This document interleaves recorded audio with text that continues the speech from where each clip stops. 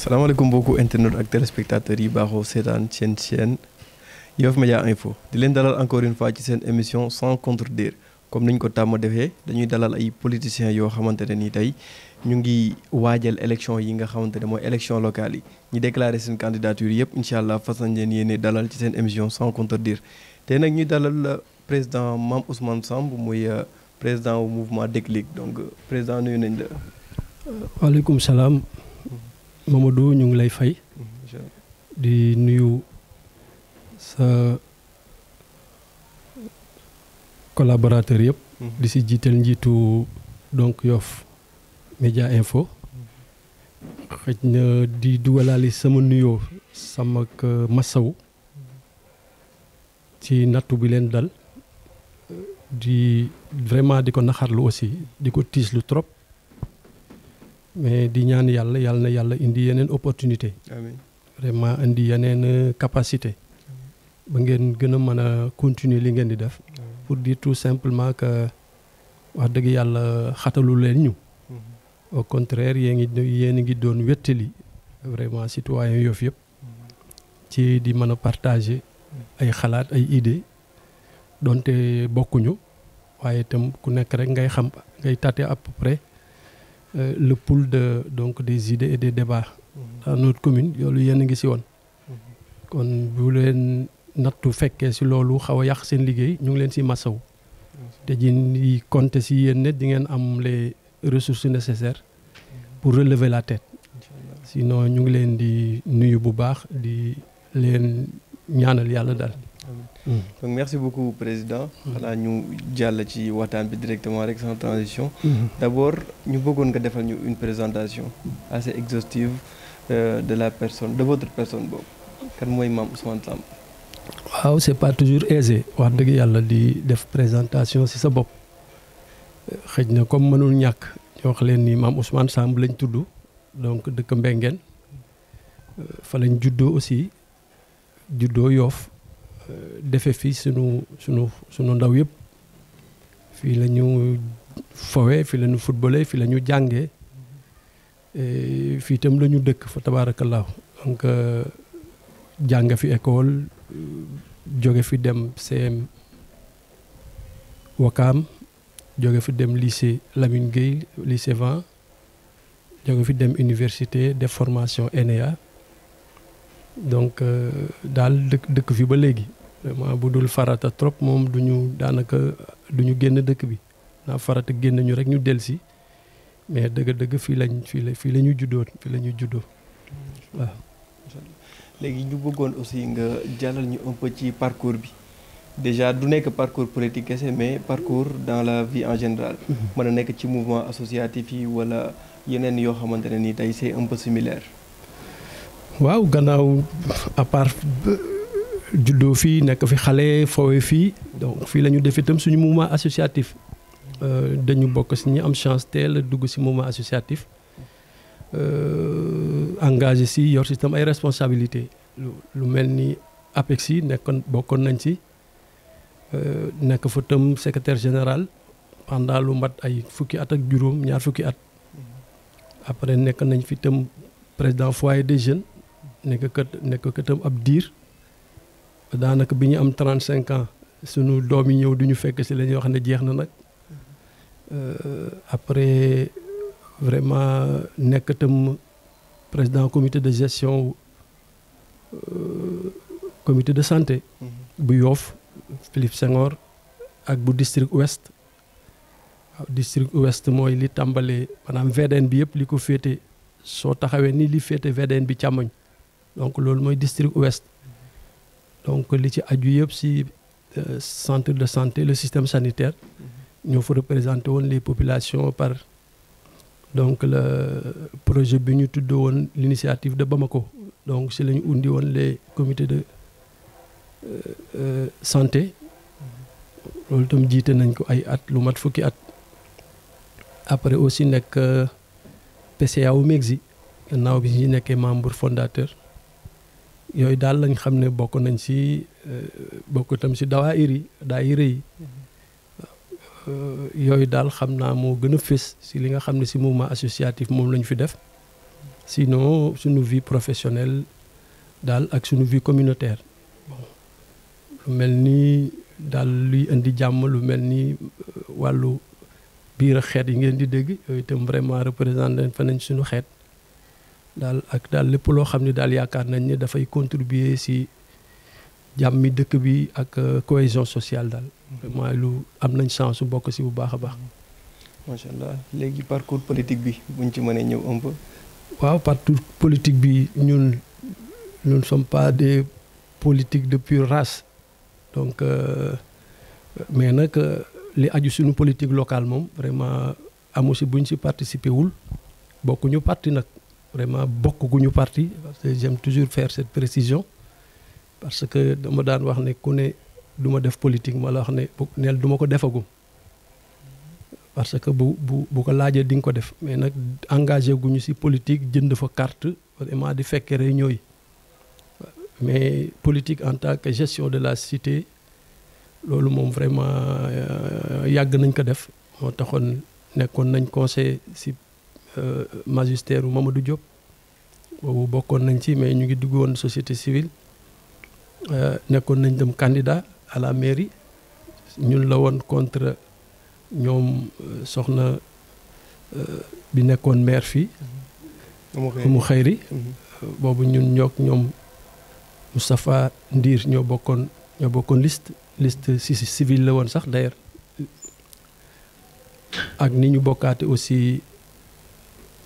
si liste bi nga xam ni mooy liste Benno Bokk Yaakaar bi nga xam ne c'est la ñu nekkee conseiller mujj nekk conseiller ne fa aussi 4e adjoint au maire donc loolu daal mooy suñu vie politique pour ainsi dire mais bu dee engagement politique dans un parti autour d'une idéologie vraiment loolu moom defaguñu ko waaw defaguñu ko. léegi ñu ñëw un peu ci circonstances yi nga xamante ne tey moo la dugal maanaam ci coalition boobu de Benno Bokk Yaakaar ba finalement mu propulsé la nga nekk 4e adjoint au maire. waaw boobu dafa fekk ñun tam bon en tant que société civile ba léegi mosuñu jàpp ne dañoo war a neutre ci élection locale loolu moom vraiment dañ ko mas a jombal suñu bopp mas di wax ne moom xëj na defaguñu adhésion ci parti mais nag lu jëm ci moom les affaires locales duñ ci neutre donc on s'organisait toujours ñu nag ñi ma àndal pour mën a xool benn liste bu ñu bokk donc si noonu niñ ko defoon ci Mamadou Diop noonu tam dañu organiser waate doon xaar ñun itam gete ay opportunité seet ñuy partager ay conviction ak ay valeurs pour dem ànd ak ñoom ba ñii fi nekk tey loolu ci boobu fànn lañ ñëwoon seet si ñu donc ñu discuter on s'est trouvé des autoroutes de convergence ñu ne kon nañu ànd pour fexe ba gagner aussi pour gérer ensemble donc loolu moo ñu dugal ci donc liste bi nga xam ne mooy Benno Bokk Yaakaar bi gagné depuis 2014 je pense bien waaw donc ba nga xam ni mooy waaj a jeex ni donc loolu moo ñu si dugal loolu aussi comme ni ma ko waxee rek c'est une option c'est nous que daal tout ce qui concerne les affaires locales moom loolu moom duñ ci mën a neutre buñ ci amee ku ñu àndal dem buñ ci amul ku ñu àndal ñun tam nu ay pexe donc loolu moo ñu ci dugaloon quoi. léegi ñu remarqué woon un peu que ne tey Mame Ousmane mu ngi woon ci Benno Bokk Yaakaar. ba mujjee nekk 4e adjoint. adjoint au maire de Yoff. mais léegi ñu dem ba ci biir ñu gis ko moom mu ber daara. si je peux m'exprimer de la sorte. que mu jóge ci côté boobu noonu ba. formé mouvement bu ñuy dégg ñu koy wax déclic. te gi di bëggoon xam les raisons lan moo tax tey Mame Ousmane sax moom mu quitté barke Benno Bokk Yaakaar. waaw xam nga mooy li ma la wax bi ñuy commencé c'était sur la base d'une concertation donc et une convergence de points de vue il s'est trouvé que nag fi ñu toll nii nga xam ne presque le compte à rebours commencé na donc amuñu daal vraiment occasion la ñu boole woon vraiment amaatul toogaay bu demee noonu xëy na ñun sàkkuwuñu ko waaye itam niñ ko àndaloon itam sàkkuwuñu ko comme li mu wax sànq ne ñun nag booba jàppoon nañ option ne duñ neutre loolu nag la ci des mooy ou bien da nga fay toog xaar wala nga seeti ji ñeneen ñoo àndal wala nga bàyyi moom bàyyi bi moom écarté nañ ko bu yàgg toog peut-être ak waxax ña nga waroon waxal wax bi amul lu ci des mooy seet ñu mën a àndal moo tax bedduñu suñu daara dañu amaat ñu àndal vraiment dañ ci discuter am ñu àndal ne daal vraiment bu ñu gisul loo xam ni peut-être convenir nañu ci alliance bon ñun tam du ñu toogati di xaar nit ñi jël sañu ñun ñooy defar suñu yër dem di jëli nit ñi donc noonu la déclic juddoo daal loolu la déclic juddoo ay nit ñu toog di ci waxtaan ba bi ñu déggee ne jàpp nañu élection yi ñu xam ne nag donc comme bëgguloo jouer le second rôle et tu ne veux pas être de trop aussi bon ñun itam ñu ne nañu defar suñu liste seet ñu mën a àndal donc am na ñenn ñu ci àndal mais daal vraiment cette fois-ci sur la base évaluation yi ñu def ñun ci mandature yi passé vraiment ñun itam nañu marqué suñu empreinte si ni ñu déggee en tout cas les affaires locales. donc ñu jàpp na juste que ne convention bi leen lié woon au début. mu arrivé à son terme. bien sûr c'est arrivé à son terme parce que c'était 5 ans on a fait 7 ans. et à chaque fois que mu am donc ça c'est une rebelote. Effectivement. waaw donc les nit ñi ñoo war a évaluer seen ànd. xool ba na xam ndax convenir na leen ak bu ñuy àndaat qu'est-ce qu'il y a à rectifier. mais yooyu comme amul donc ku nekk aussi je pense que da ngay tu prends acte. xam ne donc nous sommes au terme donc d'un accompagnement. et que ku nekk itam da ngay seeti jiwaat li nga xam ne moo gën a dal sa xel. léegi par rapport au mouvement Déclic tey mën nga ñu ci wax bu xaw a yaatu daal maanaam tey ñen ñoo composé mouvement bi ak naka la juddoo surtout. waaw Déclic c'est un mouvement citoyen. donc naturellement ñi ko porté c'est pas des politiciens. donc ñun la ak ay xale ak ay góor ak ay jigéen mais également biñ ko xalaatee aussi dañu dem seet ji ay ñoo xam ne c'est des politiciens. c'est des politiciens férus d'ailleurs ñun tam wax leen suñu projet bon bi ñu leen ko waxee ñoom itam accepté nañ donc topp ñëw rejoindre cette dynamique mais Déclic li ko juddoo surtout je pense que wax naa sànq une relecture des enjeux en rapport ak spécificité ak réalité yi nga xam ne moo nekk sur le plan local mais également aussi une relecture par rapport à la décentralisation et à la problématique de la gestion locale. dañu seetlu ne wàllu décentralisation dafay baax ñu xam processus bi mu jaar xëy na du ñu dem ba fa mu tàmbalee parce que bien avant les indépendances wala immédiatement après les indépendances donc gis nañ option bu Sénégal def ci digérer par option wu décentralisation. dëgg la nag tàmbale nañ ci li ngeen daan tudde ay 4 communes après ak yenn communautés rurales yi après ba ñëw en 96 ak commune d'arrondissement yi donte les compétences étaient limitées 9 la mais vraiment yaatuwul woon trop ba may marge de manœuvre maire yi et puis c'était hiérarchisé donc communes yi dañu dépendre ci lu mel ni par exemple commune d'arrondissement de Yoff amoon une dépendance à la commune de Dakar ak yooyu mais surtout et c'est ça où c'est intéressant mooy bi ñu defee acte 3 de la décentralisation nga xam ne donc li tax ma ne c'est une relecture des enjeux donc boobu dafa ñëw ak une communalisation intégrale c'est-à-dire que non seulement dafa yokk doole yi compétences yi ñu joxoon maanaam non seulement dafa bàyyi compétence 9 compétences yi ak les compétences générales yi ñu joxoon communes yi mais amatuñu hiérarchie ils sont à d'égal exercice mais aussi yokk seen capacité yokk seeni sañ-sañ parce que tey jii tout ce qui a ce qu'on appelle le PPP partenariat public-privé wala doog dem ci institutions financières yi di fa lever ay fonds ak aussi def ay contrats ay conventions même du côté de l'extérieur dafa mel ni dañ ko gën a may donc les communes mais ci biir donc nomenclature idée wu décentralisation daf ci am ay principes ak ay valeurs ak objectifs te boo nattee boo càmbaree principes yi ak valeurs ak objectifs yi dafa am toujours kenn kuy ñëwaat toujours c'est le citoyen mais ñu xool dans la pratique peut-être quand il s'agit de briguer les comment dirais-je, les élections pour falu, on fait appel aux citoyens. Mais dès qu'il s'agit de gérer, on ne fait plus appel aux citoyens. Ils sont plus associés. Donc ceux qui sont au devant te am vraiment la latitude, la fréquentation yooyu yëpp, ce n'est plus les citoyens, mais c'est les militants de parti. C'est les militants de parti. Donc yooyu itam nekk ay jàngat yu ñu jàpp. Donc boo demee ci principe yi déjà dafa am lu ñuy tuddee ci wàllu développement, ci wàllu décentralisation, le principe de libre administration. Le principe libre administration mooy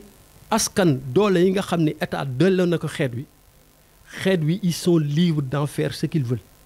dans le respect bien sûr des lois et règlements.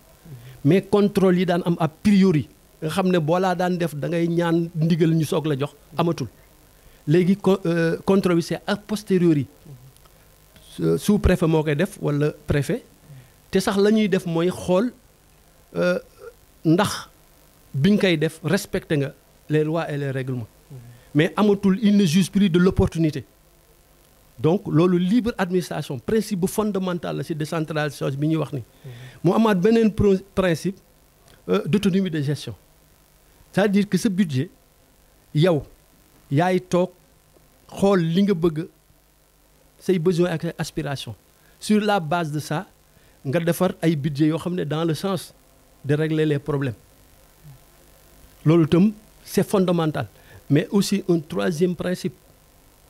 boo xam ni mooy la concertation citoyenne. Bu njëkkoon sax institutionnalisé wuñu ko woon, mais léegi c'est institutionnalisé. Et d'ailleurs l'autorité centrale war na jël un décret pour wax institutionnaliser cadre boobu, mais wax fonctionnement am ak modalité am ak ñi koy composé. Nga xam ne léegi nécessité la, c'est une obligation dans la gestion des affaires de consulter, de faire de la consultation citoyenne. D'amont ak en aval, dans l'expression des besoins, comme dans l'élaboration des budgets, comme aussi dans l'évaluation des actions donc déroulées. Mu amaat aussi ce qu'on a ay valeurs ci biir boobu projet, des valeurs de démocratie participative, n'est-ce pas? Des valeurs de concertation, wax naa ko sànq, des valeurs de très bonne gestion. Mais booy xool yooyu yëpp ki nekk au centre c'est qui? Mais c'est le citoyen. Donc pour dire que li tax déclic am mooy ñun dañu seetlu, donc dans la pratique il faut rappeler que 7 ans yu ñu génn mooy première mandature ci communalisation intégrale. Ni 96 nekke woon première année pour ñu def commune d'arrondissement, bii noonu la nekke. Donc c'est presque une période de cobaye, de laboratoire. Mais dañu gis ne li ñu gis ni su fekkee su sampee kër du baax. Te mooy bu ñu faloo rek ceux qui auront vraiment toute la latitude mooy ñi nga xam ne ils n'ont qu'un seul mérite, c'est d'être membre d'un parti. Ils ont été choisis sur la base de leur appartenance à un parti. N'est-ce pas? Loolu boo ko nag teg ne la communalisation c'est l'affaire des élus, c'est l'affaire des acteurs locaux. C'est l'affaire des citoyens et des acteurs locaux. Te nga dem ba bu ñu ko waree def toujours ñiy feese liste yi, faites votre enquête. Dem leen si ñuy feete liste yi nga laaj en quoi ils sont acteurs locaux. Donc yooyu daal la ñu gis ne attention, il y a une nécessité de relecture des enjeux. Te mooy jeter un souffle nouveau sur les municipales. Moo tax ñu def déclic, en tout cas pour porter cette vision, porter cette mission, aller aussi dans le sens de dérouler un programme et de nous engager à le faire. Lii daal moo jurloo déclic. Donc c'est un mouvement citoyen à côté des mouvements politiques, bëgg aussi aller briguer suffrage universel ou donc les citoyens dans le développement local, dans les affaires de notre territoire. Léegi si je comprends bien tey contrairement à certains mouvements yu ñuy gis. tey déclic dafa nekk mouvement boo xamante ne nii mouvement citoyen la, mais aussi particularité mooy. dafa mettre le citoyen au cœur de toutes ses activités. Mais au début à la fin. le citoyen au début et à la fin. Et c'est lui qui est concerné par le développement dont on parle. Vraiment. Et il serait intéressant nit ñi wax ñi en quoi warul demee noonu. Xam nga dafa am loo xam ni et d'ailleurs loolu l'autorité centrale moo si waroon gën a veiller. Et je man en toute conviction et en tout optimisme, j'espère que les prochaines étapes dans l'évolution progressive et prudente de cette option de décentralisation dina yegg ji foofu. C'est-à-dire pousser les citoyens à en faire leur propre problème. C'est-à-dire que dégager des cadres au point que citoyens seen bopp faire de la décentralisation l'affaire des citoyens. Parce que l'État ne peut pas donc projeter autant d'argent en termes de dotation, en termes de cession. Parce que l'État tam bu transfert ay pouvoir dafa transférer moyens yi mu daan doxale pouvoir yooyu. Tey jii bu État transférer l'éducation à une commune la mu daan doxale l'éducation daf ko transférer waale en termes de taxes à récupérer du dëgg en termes d'impôts à récupérer yooyu yëpp attention communes yi liggéeyuñu xaalisu si kenn de xaalisu askan wa la ñuy liggéey. État bu mu leen cédé compétence yi def leen joxaale taxes yi mu daan ramasser yëpp ne leen ko léegi ramasser leen ngeen téye di ko def seen budget. En plus État dafa joxe dotation day jël ci budget bi ñëpp bokk ay fonds de dotation ay fonds d'équipement le PACASEN mais c'est des centaines de millions. ma ne loolu nag État waru ko joxe ba noppi te du veiller à ce que vraiment que cela serve à booster et à organiser le développement local. Très sincèrement. Donc État aussi dafa veiller à ce que vraiment ñañ koy jox que amuñu beneen objectif bu dul le développement local. Mais sinon bu loolu amul bon ñun tam bon ma créé sama parti dugg si ut ñu bokk ak man par extraordinaire ma gagné alors que j'ai derrière la tête d'autres visées peut-être vers la mairie de Dakar wala vers l'Assemblée nationale et même vers la présidence de la République. C'est-à-dire que kon xaalis yooyu ñu ma jox laay waajale man lu ma demee assemblée moom laay waajale lu ma nekk président de la République ëllëg alors que joxuñu ma ko woon pour ça dañ ma ko joxoon parce que dans les objectifs fa laay déexali ce point boobu dafa am objectif général de la décentralisation mooy de manière globale créer des territoires viables compétitifs et porteurs de développement durable. C'est-à-dire que chaque commune ña ko jël pour aller dans le sens de l'intérêt général du Sénégal il doit faire en sorte que leur commune soit viable compétitif et porter un développement durable. Donc yooyu noonu ci chaque commune moom lay État du cumuler pour parler du développement du Sénégal. C'est un objectif général bu ko État defee objectif général xanaa ñun kay mën nañ ko def bokk objectif spécifique wala général pour nga ne damay jël commune bi pour viabiliser le territoire wala nga damay jël ko pour rendre compétitif mon territoire wala damay jël commune bi pour imprimer un développement durable. yii nag État mënu si joxe ay moyens ba pare di bàyyi ñu jël moyens yi pour di ko dayee leneen lu dul lii voilà. léegi sans faire dans les jeux de mots gis nañ ne sa mouvement déclic la tudd mais léegi tey lan moo indi déclicu moom Ousmane Samb ne moom tey ba gën a jóg nekk maire de Yoff moom personnellement. mais j'ai été pendant 12 ans maire loolu jóguma tey pour nekk maire. en tant que conseil municipal. Voilà tout conseil municipal est maire. Peut-être léegi sax lañ koy changer bi nga xam ne les maires vont être désignés au suffrage universel. Effectivement. Mais on désignait autant de maires. maires yooyu tànn seen biir benn maire. bi mu nekkee kii direct indirect loolu la woon. moo tax ñun bi ñuy nekk conseil dans les mairies d'arrondissement on nous appelait tous maires xëj na après on va tous nous appeler maires. parce que on va élire un seul maire maintenant et puis c'est au suffrage direct universel direct. donc non am nañ expérience su vie municipale biñ koy nekk ci Mamadou Diop on était vice-président de la commission des finances n'est-ce pas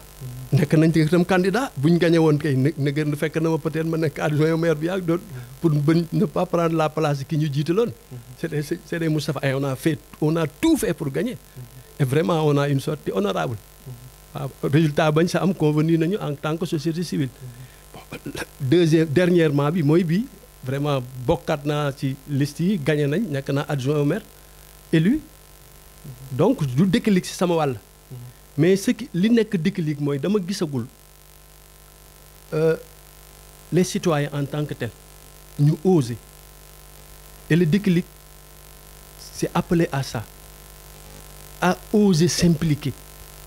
ne pas faire de ce projet-là le projet des politiciens la preuve wax nga ko sànq sama candidature dafa surprendre nit ñi alors que ça devait pas se passer comme ça yow n'importe qui a des ambitions des visées ambition sax c'est trop dire vraiment ku am yéene ci localité am war na mën a wax ne mais attention nañ dem bokk ji waaw moo tax déclic te ça fait son chemin parce que boo gisee candidat jeunes yi xew yëpp mais je dis que nous on a réussi combien de candidats jeunes ñoo jóg vraiment yana xoolal candidature yi ñaata mouvement ñoo ci am beaucoup de mouvements il paraît que jeexagul non jeexagul ça va venir non jeexagul ça moom je te le dis jeexagul te ça va barder donc ma ne enfin ça commence te damay tooñ sama yenn rakk ay imam lañ ñu romb nag affaire yi mi ngi dox di leen xool ay bët ma ne yéen daal avec votre âge ngeen dem ci biti jàngi comme tout le monde nekk dem à l'extérieur dans les grandes universités ñëwaat fii bëgg a kaalawu toog sëriñ bi joxal ñaan ñu commencé sëriñ bi joxal ñaan ñu tëj si loolu ngeen nar a nekk mu ne ma dina doy waar de mu ne waaw parce que dañ leen jombaloo ne warul leen bokk ci dara yéen daal société bi daal loolu rek ngeen ci bëgg a participer jiite ci jàkka ji ay xale ñoo xam ne sa âge lañu am dem nañ Soudan jàngi ñi dem feneen jàngi mais ñu ngi leen cantonné déjà ci joxel ñaan ñu commencé joxel ñaan ñu tëj kese te nga jàngi ji lépp ñu araamal la daal waruloo ko def politique te gis nga jullit lépp lu ko tere dara rek maanaam boo ne du ma def politique naka laa la ko mën a waxee boo ne du ma def politique parce que dafa bon képp kuy jullit waru fa toog képp kuy jullit ña fa nekk ñëpp bu fekkee daa baaxul ña fa nekk tey jullit yëpp gëm yàlla mais bu ñu fa toog nañ fa jóge parce que bonul ci imam bi rek baax ci maamum bi comprendre li ma la bëgg a moom ñaaray maanaam ou bien day dagan baax te li dagan baax ki jàng imam bi moo ci war a jiitu wala baaxul du tout daganul ku gëm yàlla du wax non waxuma sax ku gëm yàlla kuy gor génn ci bu fekkee politique baaxul daal bi ñuy wax nii ba kenn waru ci dugg boo xawee sax bokk ci diine ñu ne bu ci dugg bu fa gor toog na gor yëpp génn parce que benn gor bëggul lu bon mais bu fekkee daa baax nag ndokk yàlla kon kay ñi jàng nañ fa jiitu donc c'était un jeu de mots pour te dire que yooyu yëpp c'est vraiment boo deful attention jamono da lay écraser parce que da lay cataloguer ngay ndaw mu ragal loola jamono teg la wéer la fële comme daal ni ma la bëgg voilà donc yooyu daal déclic bi si loolu la dem mais lii ñu dugg ni du lu bees xam nañ ko jëfe nañ ko jàng nañ ko sinon kon du ma ko jàngi ji école ba may tànn di ngay jàngi développement local donc bu fekkee c'est pour après ma war ko exécuter ma naa non du ma si dem ça ne valait plus la peine kon kay ma nekk di xaafisul xuraan rek yam foofu su fekkee muy première partie bu intéressante vraiment mais duñ ci yem xam naa dañuy jox le relais à la régie ñu dugal publicité après ñu ñëwaat pour deuxième partie émission bi.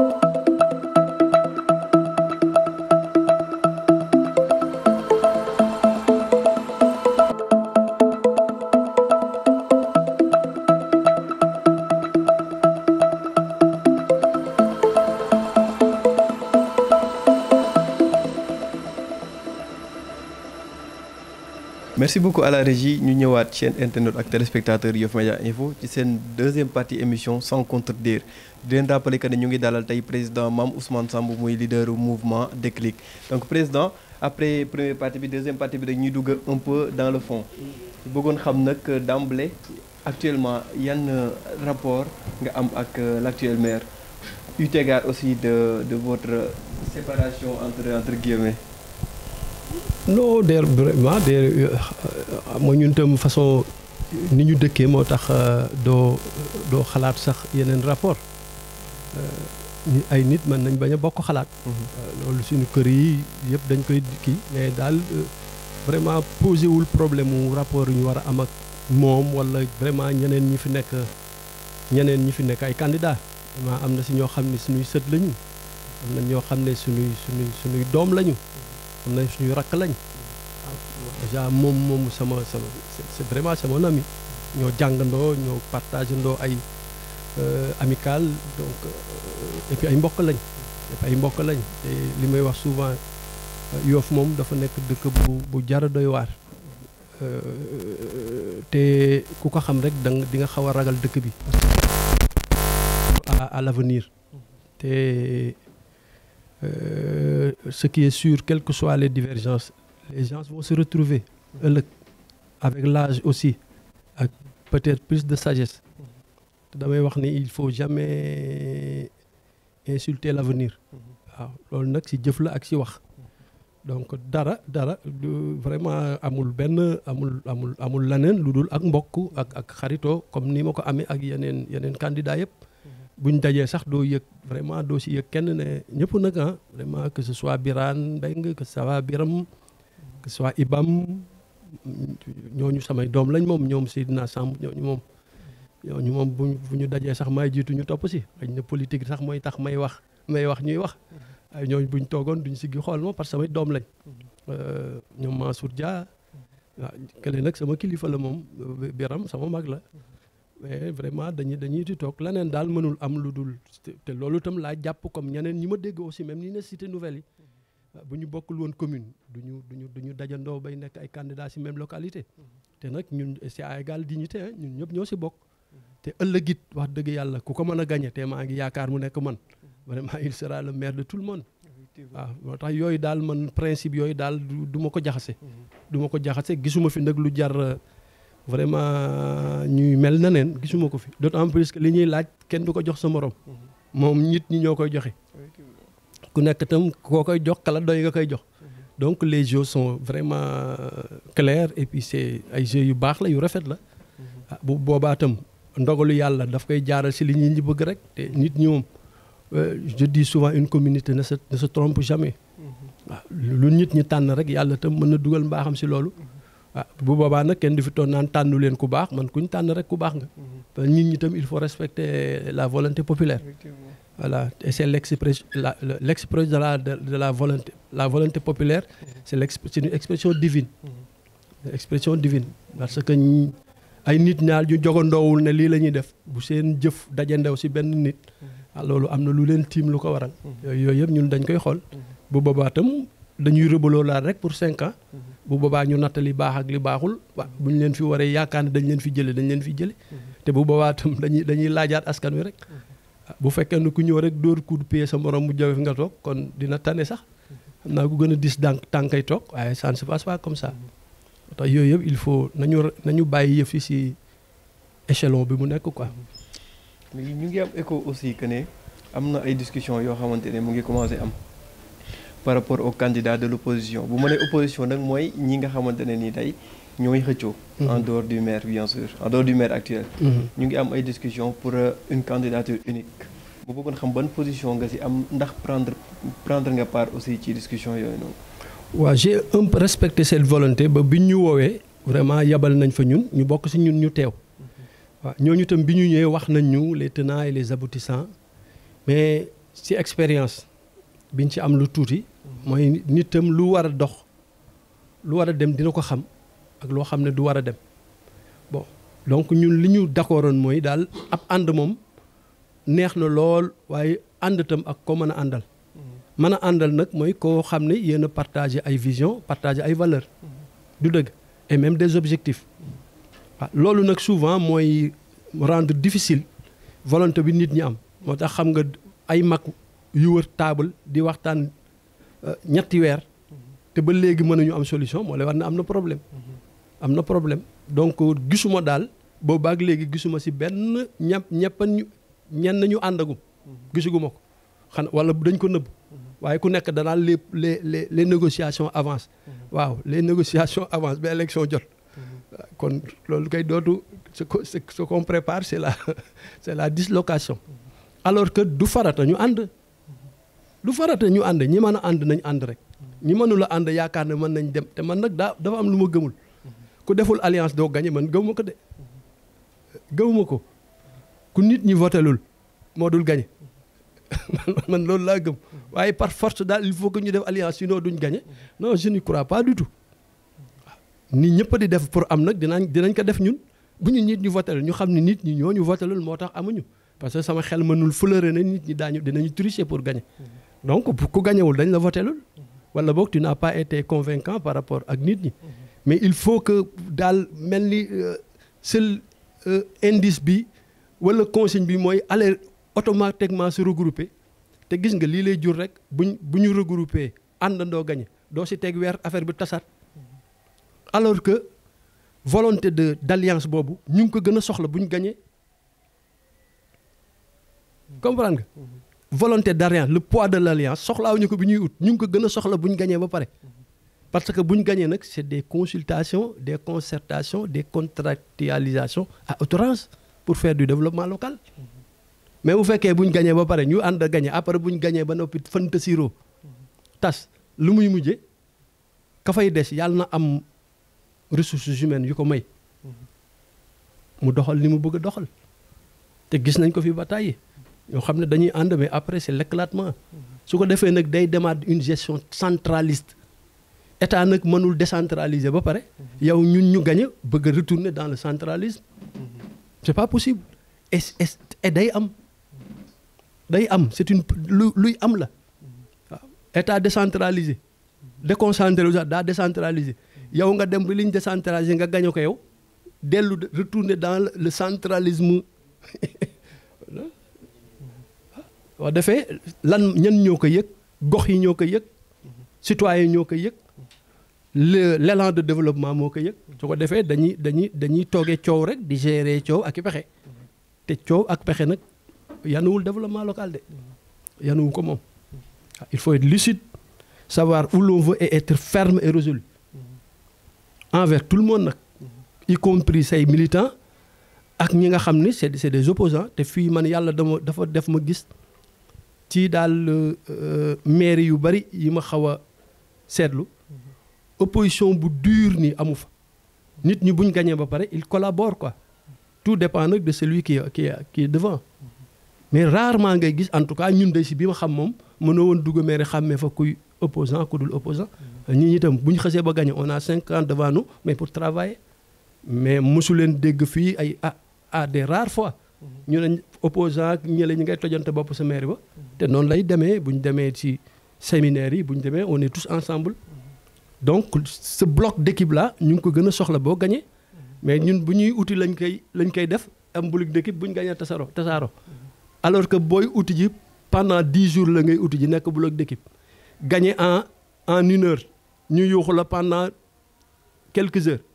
waaw nga war a yan boo xam ne da nga koy yanu pendant 5 ans. Pendant 5 ans encore. Il faut être conséquent. Mais quand même déclic fermewul totalement la porte si toutefois mu am par exemple mën nañu wax ne benn parti wala benn personne boo xamante ne nii tey sax comme ku bokk ci mouvement citoyen wala mu nekk société civile et cetera mais bu partager les mêmes principes que déclic yi muy défendre ndax moom tey pare na pour ànd ak ñooñu. Mais El Modou je vais te dire une chose. Et je le dis très sincèrement. ñun bu doon suñ sago benn candidat la ñu am Yoff mais bu kenn imposé wul kenn. forcing bi daal nga d'abord. déedéet non sax c'est-à-dire que bu doon suñu sago c'est-à-dire lii ñu war a def. il faut qu'on retourne sur les enjeux. li ñuy def soxlaaw ñu koy xëccoo pour dem yor ko. non c'est l'avenir de notre localité c'est notre avenir dañu jël suñu avenir état da ko jël delloo ko suñuy loxo. xam nga yooyu moo tax ku gagné sax fa ngay jaar bay tal ñu di la tàccu ngay reetaan man dama ko gisul c'est-à-dire ku gagné immédiatement mais foo tale ñu di la tàccu.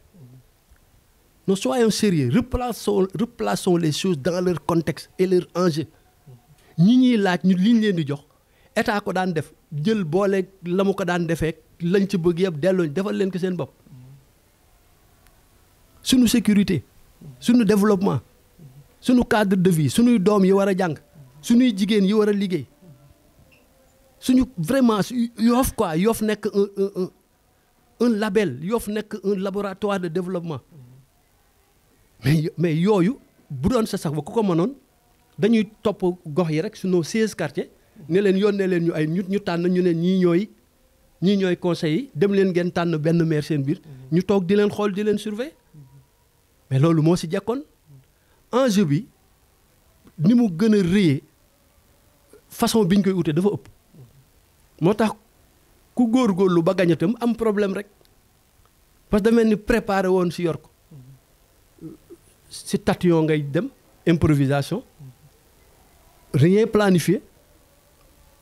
tu joues au jour tu vis au jour le jour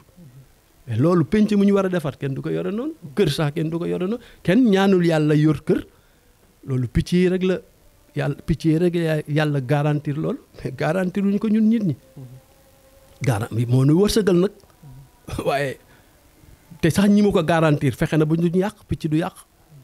bu xësee ba regg rek dem tëddi nelaw bu xëyaatee lekkat ñun nit kay ñooy am di yàq mais c'est pour te dire que c'est pour revenir à ta question non fermé wuñu benn porte xanaa ñu benn porte mais daal dañu bëgg ci li ñuy dem nekk ci li tax décentralisation jox te et j'y retourne affaire décentralisation affaire développement la pas individuel du affaire ambition collective la c'est un mouvement vers le haut de tout le corps social tout le corps social du man maay am ambition jaar fi ngeen fal ma maire ma jaar fi yéeg dégg nga ma defi lii fële nekk député après nekk maire de Dakar nekk président de la République wala nekk ministre du affaire yooyu affaire yu àndandoo sunu gox tout le corps social de notre localité mais ànd di jóg loolu dama yaakaar ne doy na sëkk ni caxaa jara kay mais loolu benn nit sax mënu ko kuñ jàppalewul mënoo ko benn nit mënu ko kuñ jàppalewul mën loo ko moo tax ñun au niveau du déclic non dañuy créer les conditions et les mécanismes de ce cadre de concertation waaw. muy lu am solo léegi ñu dugg aussi ci gestion mairie bi un peu point positif yi lan la woon ak point négatif yi lan la bilan la ñuy def par rapport ak 7 ans yi nga xamante ne moo passé bientôt sax mën nañu wax ne 8 ans. non je ne veux pas pousser l'outrecuidance di wax na man maay def bilan du man maa war a def bilan il y a de très bonnes choses naturellement il y a des choses qui ne sont pas été bonnes naturellement il y a des choses souhaitées yoo xam ne mujjul mën a am naturellement donc c'est pas à moi de faire le bilan d'autant plus que si toutes choses étaient égales par ailleurs c'est pas les équipes qui devaient faire des bilans c'est toute la communauté c'est tous les citoyens qui devaient faire des bilans pour être fidèles à notre conviction de ce que c'est que le développement ñun li ñu souhaité mooy tey jii bu ñu gagné woon ba war a def le bilan ce ne sera pas à nous de le faire parce que dina fekk lu ñu war a def ñëpp xam ko dina war a fekk lu ñu war a def ñëpp xam ko ñooy defandoo bilan ñun ñëppay defandoo bilan te c'est notre souhait le plus absolu bés bu ñu gañoon maire bi di def bilan du ñun rek ñooy taxaw di ko wax c'est parce que ba léegi les choses ne sont pas sur les rails mais à Yoff il y a une très forte dynamique communautaire ça c'est une très bonne chose pour aller carrément si dans la mairie vraiment il y a des choses avec communalisation intégrale vraiment il y a de très bonnes choses li ma si xam laa mën a citer mooy informatisation donc état civil bi ça a été vraiment un défi il fallait le faire bon da ngay boole nag yi nga xam ne c'est des compétences pures de la mairie ak yi nga xam ne c'est des territorialisations de politique publique. En matière de territorialisation politique publique vraiment on a fait de grands pas. Le quai de pêche c'est un exemple de territorialisation de politique publique. Le pont bi fi am barke Demba Ndiaye c'est un exemple de ça. Le stade qui n'est pas encore achevé. Et avec notre grand regret, ça relève de ça. C'est une territorialisation de politique publique. Li ñu foogoon li ma jàppoon man ci sama xel mu gàtt foogoon naa ne bi mu amee problème ñun waroon nañ ko mën a yeggali. Man daal ba li ma xam mooy note par conviction je sais que pour l'enjeu du stade vraiment waroon nañu puiser sur le PACASEN yeggali ko. waaw mais maa ngi souhaité mu yegg balaa janvier pour que ñun tam bu ñu gagné on aura plus à y revenir. Donc en matière de territorialisation des politiques publiques il y a de très bonnes choses. Bon maintenant au niveau de l'organisation maintenant du management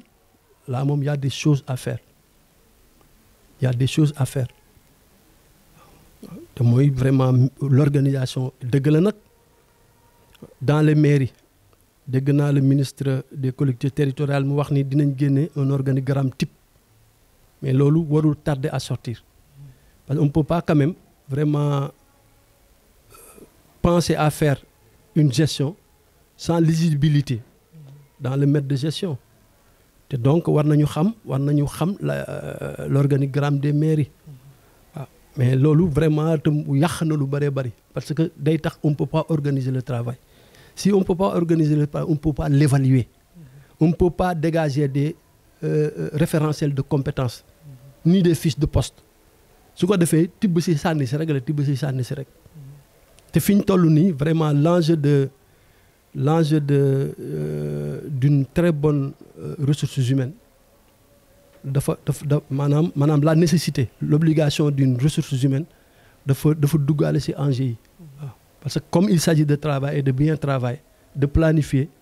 donc il faut que ñu jël ñoo xam ne vraiment il faut porter ça et faire en sorte que chaque domaine transféré am un point focal au niveau de la mairie c'est pour faciliter la reddition et le suivi et les évaluations waaw loolu moom vraiment ça reste beaucoup à faire et maintenant ce qui est maintenant primordial c'est vraiment jeter un souffle citoyen dans la municipalité. Il faut un souffle citoyen dans la municipalité. Il faut que les acteurs locaux sentent que la nécessité chaque jour de se lever et aller à la mairie pas pour taxawaalu fa mais pour faire du développement local. Tous les acteurs locaux, une apache de la pêche, même le bus tennis, le bus soccer, même les acteurs culturels, n'est-ce pas? Même la protection des enfants avec Children Fund xawma ñoom Asjen, Chai Femme, c'est-à-dire ñooñu, c'est-à-dire tout leur chemin devait mener à la mairie. Toute leur chemin devait mener à la mairie. N'est-ce pas? Même vous, faire de la municipalité l'affaire des acteurs locaux pour un développement local cohérent, intégré. Vraiment. Ça, c'est notre vision, c'est notre conviction. C'est vraiment notre compréhension de la décentralisation. Et maintenant, c'est créer les mécanismes,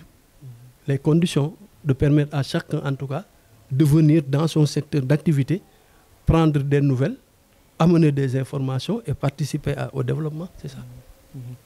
Oui, du am solo vraiment de fond en comble développement bi am na solo trop mais aussi mu am benn question boo xamante ne depuis quelques mois mu ngi faire l'actualité muy la question du foncier bëggoon xam tey ban point de vue nga ci am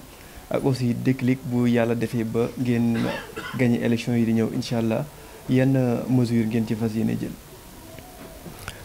man c'est avec toujours amertume mu laay wax ci affaire foncier. Amertume pour beaucoup de raisons bi ci jiitu mooy en toute sincérité musuma yaakaar ni ay nit mën nañ nax état vraiment xalaatuma ko woon te affaire foncier à Yoff dama si gis ay naxaate gis si ay yabaate si sunu wàll yoo xam ne boo ko xalaatee sa xol dafay jeex ñëpp xam nañ ne des domaines sont transférés boo duggee si domaine y a le domaine public de l'État public maritime aussi fluvial y a le domaine privé de l'État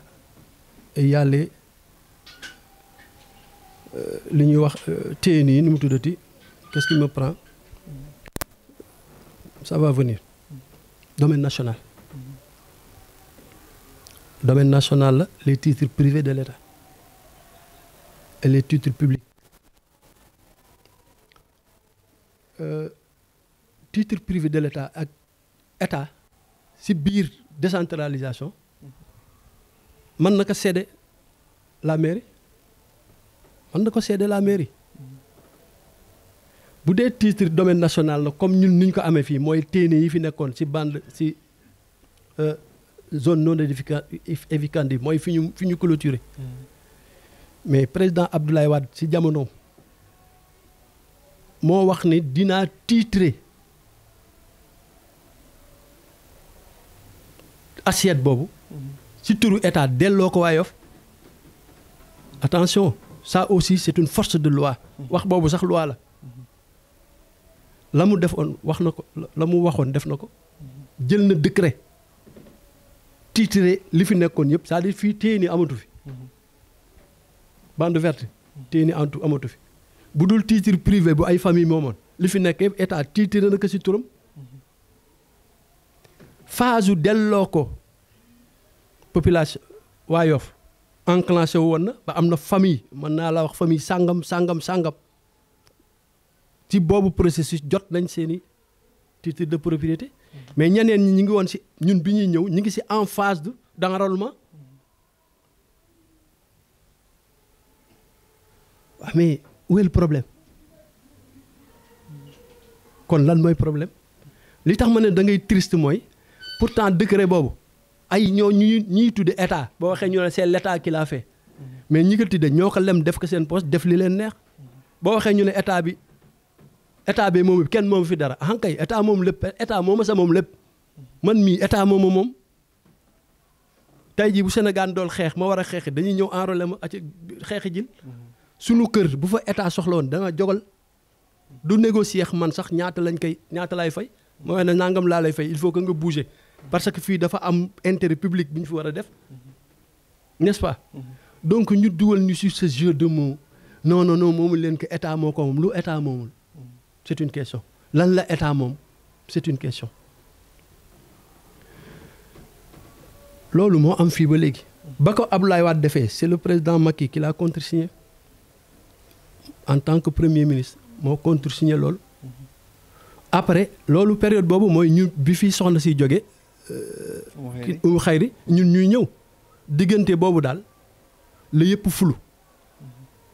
damay bañ a tudd tur mais buñ toogoon ñu nax ñoom ma wax leen ko si la lépp fulu état moom jàppal bàyyil ñëpp dugg si waxaguma la li aéroport de bu dee li aéroport waaw comme état titre yi moom muy titre privé ñun en tant que maire sañ nañ ko ci laaj donc communauté te mu sañ ñu ci jox titre yi moom laa wax titre yi doon domaine national titre na ko ci turam c'était pour mu jàlloo ñu ko joxuñu ñu ko waaye kon lan moo aay ci nañ ñu jox ci aéroport bi dara aayu ci te lii may c'est l'occasion man je m'adresse au président de la République président Macky Sall li ñuy laaj fii ci aéroport nañu ci jox communauté ngorwaas ak yoofaas ak wakaam dëgg la nag profiter di ci peut-être manque de je ne sais pas nu ma ko mën a waxee maanaam ay nit yu juum ci wax rek écraser leen boobu tam c'est suspect mais li ñuy laaj fii nañ ñu ko jox parce que fii tabaxuñu fi école tabaxuñu fi hôpital tabaxuñu fi usine bu Sénégal gépp bokk lu ñuy jox nit ñi la te état koy joxe état kay ñun communauté lañ si lañ bokk ñun ay njabootam lañ sañ nañ ko laaj ni laaju ñuy lépp nañu si jox ñu ngi laaj nañ si jox bu ñu mënee jox sax faneen ay dàgg xolpa te xam ne du indi conflit ak yeneen communauté on est preneur mais jël fii bàyyi nu aay na de dafa aay surtout que liñ ñu jot a wax moomu leen fi tus fii si Yoff fii gox bii nga xam ni ñun fi la ñu màggee aay na buñ ko moomul sax nañ ñu si jox ñamu bët bokk aay na mag ñi buñ daan teg ndab te yéenewu ñu la ko du ma wax sax mag ñi ne yàlla baal mais ku daan tam ndab te yéenewu la si dara day tibb lugg kay ne la am sa ñamu bët ndax tojal affaire bi bokk mais aay na fii aay na ñu jël lépp te dañ koy joxe dañ koy joxe beneen bi aussi mooy par rapport ak donc décret bi ñu jël jox ñu ko ne pour lotissement administratif loolu ñoom dañ ci am responsabilité ñun ñu am ci responsabilité mais un projet de lotissement administratif ça signifie quelque chose waaw dama yaakaar ne état ba mu signé ne jox nañ leen lotissement administratif lañ ko wax waaw góor a waaye ne la yàlla fay te jël sunu lotissement xam nga def ci lan lu nu neex lañ ciy def ñooy tànn la fay équipement ñooy tànn la fay ay parcelles comité bi ko war a joxe maire bi moo ko war a présider sous la supervision du sous-préfet loolu mooy projet de lotissement administratif mais du moom mooy jël parcelles yi ñooñu maa ko moom loolu am te bu ko sa loxo laal laa wax ne moom la am te bu ko sa loxo laal la waaye nag du caagi ni delloo leen ka naan reformuler waat leen li ngeen bëgg a wax ban reformuler état autorisé na la nga def lotissement administratif sur telle assiette man kay du ma si def lu dul fëgg samay daal ne sukran te téye sama lotissement maay tànn la ma fa bëgg a def si équipement maay tànn aussi bu fekkee dama koy jox nit ñu dëkke ko mais loolu commission ba koy attribuer sax c'est le maire qui doit présider ça sous la supervision du préfet du sous-préfet donc pour wàll ne xam naa ñun tam dañ ñu ko jox te xamuñu si dara dañ ñu ko jox te suñu xam-xam sori si ñoom ñu ko joxit li ñu def vraiment du yëfi na xaate la quoi parce que même signé décret bi na jox nañ leen ko ba pare jëlaat ka naan léegi bàyyi leen état léegi mooy def lotissement am jox leen si ay équipement yoo xam ne yow équipement yi yaay wax li mu doon yow si bopp yaa équipement yi li mu doon loolu loolu du lu sérieux pour parler très sérieusement c'est passé yooyu nag dafay metti souvent nga yëg niñ lay valser di la foowe daal waaw loolu ku la respecté du la ko def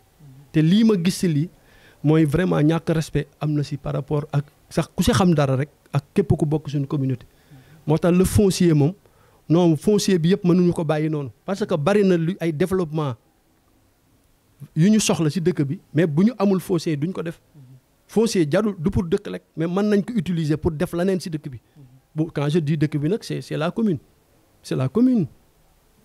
tous les projets de restructuration yi ñu bëggoon def fii mais bu koo restructuré woon foog nga reloger ko faneen mais loolu où sont ces projets là le foncier daal boo bëggee dégg-dëgg moom dama si am goût d'inachevé d'amertume peut-être on verra ce que ça va donner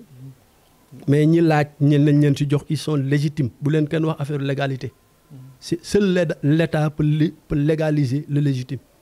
seul l'État peut le faire donc il n'a pas besoin d'être légal pour donner des faveurs c'est ça la vérité loolu daal laa sa xalaat di encourager nag xale yi doon laaj yëpp ils sont dans leur droit njaboot sañ na laaj kilifa nag mooy indil njaboot solution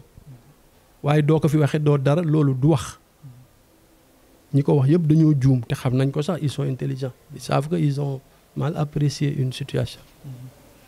macha allah c'est vrai que booy wax situation bi sax amertume bi ngay wax noonu. ñu koy sentir un peu ci discours bi. mais ñu jàll nag ci dernier point bi muy programme bi amaana ba dañ ci xóotal sax dañ ci dem exhaustivement mais au moins xam naa points principaux yi rek ñu mën ci ñëw xam priorité bi fan lay nekk. waaw vraiment pour être logique c'est suñu vision bi ma la waxoon moo tax ñun dañu def suñu programme ba ci ay axes c'est 3 axes mais axe bi nga xam ne vraiment c'est le grand panier c'est l'axe du développement du capital humain. Pourquoi? wax naa sànq ni la décentralisation, la problématique de la décentralisation et de la gestion des collectivités locales dafa tegu ci ay principes tegu ci ay valeurs am ay objectifs. Principe yi mu tegu mooy principe de libre administration, principe d'autonomie de gestion et surtout principe de concertation citoyenne. Yii c'est des principes de base de cette problématique. Dafa tegu ci des valeurs d'équité, de démocratie locale, n'est-ce pas? Donc de participation, d'inclusion. Tegu ci ay objectifs de création de territoires viables, compétitifs, qui portent un projet durable. Yii nag kaddu gi ñu jëkk a wax nit a ko war a def, kaddu ga say mujj nit a ko war a wax. Moo tax ñun dañu yaakaar ni on doit miser, on est à l'an 1 de la de la communalisation intégrale moom lañ jàll nii. Donc en 2 dafa war a nekk laboratoire de développement du capital humain. Donc préparer tout le monde, nos femmes, nos enfants, nos vieux, les 3e âges, mais vraiment tout le monde à s'impliquer. Chaque catégorie d'âge nag ak le secteur qui se concerne bu dee nos enfants, faire en sorte que seen base d'instruction et d'apprentissage vraiment nekk lu dëgër. Rendre fréquentable leur lieu d'apprentissage, fexe ba environnement bi ñuy jànge nekk un environnement pédagogique. Il faut faire aimer aux enfants l'apprentissage. Yooyu nag dépendrul ci ñoom rek, dafa dépendre sax ci école bi ñuy jànge. Bu dee nos femmes, il faut les autonomiser, c'est-à-dire jigéen moom dëgg la dañ ne na toog sa kër ga, waaye toog di ruminer du noir c'est pas bon. Mën nañ nekk ci kër gi tey jàng te sax kenn daa nekkatul ci kër gi sax mu jeex waaw du dëgg. Donc yooyu yëpp fexe ba nit ñi am occupation, tout ça entre dans ce panier-là. C'est un ensemble de connaissances, d'expériences valorisées, n'est-ce pas? De vécu, mais aussi de possibilités d'expression, de mécanismes, ay cadres yoo xam ne nit ki xam na ne li muy wax kat dina contribuer valorisation boobu nit ki di am. Tout ça entre dans ce panier. Moo tax axe bi jiitu daal c'est l'axe du développement du capital humain. Wér-gu-yaram la pour que nit ñi prennent en charge la problématique de la santé. Waxoon naa la santé, lorsque la santé est malade, c'est lorsque la santé est malade que la médecine intervient. Mais nit ñi ils attendent d'aller aux hôpitaux et aux centres de santé pour parler de la santé. Alors que nous pouvons dans notre cadre, et c'est pourquoi d'ailleurs cadre bi ñu gën a bëgg mu porter loolu, c'est le cadre des comités de gestion. Nous envisageons un renforcement organisationnel et un développement institutionnel de ce cadre-là. Cadre yooyu ñoo regrouper le délégué de quartier, l'imam du quartier, groupement famille, l'ASC, n'est-ce pas? Ak des identités remarquables. Boo demee ci quartier yi loolu moo fa nekk. Ñun dañu yaakaar ne sookul boobu mën na nekk sookul de contact social. Sookul de contact social moo tax ñi nga xam ne dañu nekk ay mag te retraité, même ñooñu on doit les trouver le cadre ñuy gérer le contact social et l'ingénierie de la concertation, mais à partir de la cellule quartier. Su ko defee, comme on parle de cadre de concertation, les concertations vont fuser des quartiers. Nga xam ne tout ce qui est aspiration et besoin des populations, ils sont à même de le connaître. Ñooñu ils prendront en charge tout ce qui a trait à l'état civil. Déjà c'est des missions des délégués de quartier. Jàkka yi ñooñu ñooy dimbali souvent comment dirais-je, le maire pour ça. Tout ce qui a trait à l'environnement. Donc faire des comités de quartier, des cellules d'engagement citoyen. Nga xam ne déjà à ce niveau du ras de sol foofu la ñu commencé di calibrer le développement local à une échelle quartier nga xam ne tey jii pour tout ce qui a trait à la salubrité donc à la sécurité de petits moyens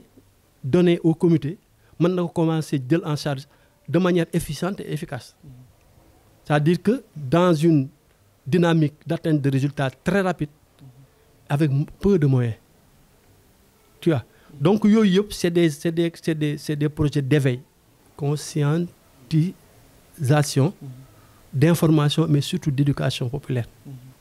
Donc cadre yooyu daal la ñu bëgg a insuffler y investir maintenant. Nous voulons investir sur le développement humain en termes de maîtrise de main-d'œuvre. Moo tax tout ce qui a trait à l'école de formation loolu nag boo ko waxee du yow yaa koy def élan populaire boobu ñooy àndandoo def ko. Imagine-toi tey jii l'ensemble des tailleurs suñu leen dajale woon ñu nekk association lañ su maire contractualisé woon ak ñoom ñu ubbi des ensembles plus grands di jël en charge. Et d'ailleurs j'en profite pour saluer les tenues scolaires. Projet bi état am pour des tenues scolaires ça peut au moins valoriser nos élèves et contribuer à assainir leur environnement. Mais attention, c'est une opportunité économique. Surtout si on territorialise le projet. te mooy fexe ba école élèves yi nekk Yoff yëpp seen tenue ñu fexe ba tailleur yi Yoff yi di ko ñëw à eux maintenant à nous maintenant d'organiser les tenues les tailleurs en groupe. su ko defee tey jii chaque groupe de tailleur benn école, chaque groupe de menuisier benn école, chaque groupe d'électricien benn école, mais tu contractualises avec ces corps de métier ku si nekk nga xam ne groupe de pôle bi daal ñoo yor école sangam li ñuy dal dootuñu dal c'est-à-dire que at mu jot ñu budgétiser lu ñu war a réparer waate oto yi école yi daa war a jeex boo ko defee école bu nekk nga def ko gardien. Au moins du ñu yàq liggéey bi fi nekkoon on va pas perdre dans bu école tëjee si nañ defar palanteer bu toj ak ardoise yu damm ak ça entre dans ce panier et tant d'autres comme ni nga wax lu ñu yaakaar daal mooy tout ce qui a trait à la culture, la santé, l'action sociale, la socialisation, la solidarité, les échanges, l'instruction, la formation yëpp c'est dans le panier donc du développement du capital humain. Le reste maintenant, c'est la protection de l'environnement, n'est-ce pas? Et l'amélioration du cadre de vie. Ñun daal lii lañ yaakaar ne ñetti axes yi daal bu ñu parvenir à être imprimer cet élan, ce déclic citoyen, vraiment c'est la communauté qui va prendre en charge donc tout ce qui est méthode de faire. Les moyens sont là, moyens dañ koy uti rek, les moyens ne sont pas seulement financiers. Les moyens peuvent être humains et surtout humains. Lii daal la ñu xalaat ci lu ñu mën a tënk ci programme. macha allah muy lu am solo en plus ñu expliquer ko de manière à ce que ku nekk mën ci am le maximum d'information. Léegi président mot de la fin bi ngay tàggoo ak internautes ak téléspectateurs yi. wax leen ni ñu kontaane trop ci bokk ak yéen jataay bi te yaakaar ne du nekk bu mujj. Vraiment en tout cas nous sommes à votre disposition chaque fois que j'ai besoin. Wax lu mu gàtt ñu ñëw ñun tam participer parce que dañu yaakaar ne dina bokk ci au moins li xalaat bi gën a yaatu ñu gën ko bokk. Di leen dolli massaw aussi ci li leen dal vraiment yaakaar ne cette fois aussi di ngeen jël seen matuwaay. xëy rek këdd leen dootu yomb noonu. Mais di leen ñaanal yàlla barkeel seen liggéey. Ça c'est une entreprise. ñu ngi ñaan muy yaatu te xam en tout cas ñun am nañ ci xalaat mais duñ leen ko wax. Et daal incha allah yii yëpp dootu nekk di affaire amateur bu soobee yàlla. wax lu mu ñu mën a coûter moom du ñu bàyyi. moom nekk mairie ba ak ñàkk faa nekk moo ci am ñun nous sommes des adeptes du développement communautaire li ñu gëm mooy le Sénégal ne peut pas se développer sans le développement communautaire te loolu nag mooy ku nekk dugal sa loxo. donc di profiter nuyu kilifa yëpp. on a surtout kilifa Yoff yi ci wàllu diine xalifa Mouhamadou Makhtar di ko ñaanal yàlla yanam bi mu yanu yàlla na ko si yàlla jàppale te yàlla toftale njabootu Seydina Limaamu yëpp si gannaawam mu sàmm ndonol itam ba yokk ko fakk ay magam yokkoon di nuyu ndomb tànk yi ñi fi nekk ay kilifa aada yëpp di leen ñaanal yàlla ñaan yàlla doole leen convergence ak cohésion bon di ñaanal itam daal ñëpp rek defe naa fàttewuma kenn di ñaanal ñëpp jàmm daal vraiment li ñu yéene si dëkk bi yàlla na ko yàlla mottali te mooy bunt bi tax daal vraiment ñu nekk dans l'élan de développement communautaire yàlla nañ ko yàlla ubbil ba ànd nekk benn daal liggéey parce que je pense que loolu moo fi des ñun ñëpp ku ne da nga am yéene rek suñ la joxee nga mottali sa yéene suñ la joxul nga ñaanal ñun jox te jàppale leen ñun noonu la ñuy doxee te xam ne yor ko liggéey ñàkk ko yor liggéey yoroon nañ ko liggéey nañ bu yàgg te jege ñu ko kon amuñu problème boobu vraiment nous sommes sur le terrain on va continuer sur le terrain di ñaanal ñëpp jàmm di ko ñaanal réew mi yàlla na fi yàlla def jàmm def fi sutura alal am barke am naataange am yàlla na ko yàlla def daraja yonent bi sallallahu alayhi wa sallam di la remercier bu baax a baax aussi président ci uyu bi nga uyu ca Yoff Média Info ci invitation di remercier bu baax a baax internautes ak téléspectateurs yi nga xamante ne nii chaque samedi à partir de 21h30 ñu ngi ñuy xaar ci chaîne bi pour seetaan émission bi di remercier bu baax a baax aussi équipe technique bi nga xamante ne sans ñoom émission bi doona loon am yaakaar naa bu ñu limee rek di suñu réalisateur lim Ahmadou Bamba ak Mariam Diagne bëgg a ceeb ñoom ñett dinañ yóbbaale ñi ci des ñëpp te di ñaanal aussi ak Massawu ak encouragé bu baax a baax suñu directeur Ousseynou Diagne waaye métti woon na nag affaire bi métti woon na mais yaakaar naa ak soutien bi nga xamante ne élan de solidarité bi dégagé wu au niveau de la communauté permettre na ko tey moom mu mën a dëgër ba téye affaire bi ba permettre nañu ñun aussi ñun ñi nekk Yoff Média Info ñu mën a gérer problème boobu noonu ba gën ci am sax ay tànki kanam te di si profité waale aussi di remercier duñ ci taay di remercier bu baax a baax ñi nga xamante ne nii tey déplacé woon nañ ñëw massawuñu si massawuñu ci suñuy locaux waaye ñi nga xamante ne aussi jël nañ seen alal def si ñii aussi jël seen i téléphone woote lépp ngir wane ne Yoff Média Info ak Yoff benn la benn mënul dem bàyyi moroomam waaw tey nag aussi comme d'habitude TF confection donc moo fi jaar comme d'hab waaw 77 810 10 07 muy Astou Thiaw mu baamtuwaat numéro bi ndànk pour ngeen mën ko enregistrer 77 810 10 07 donc moom day def confection homme femme et enfant mais aussi confection de tenue scolaire doomu Yoff la aussi te yaakaar naa ci même élan boobu noonu lañ nekk di leen jox dig daje incha allah samedi prochain même heure même chaîne dans votre émission Sans Contredire sur Yoff Média Info l'image des gens d'ici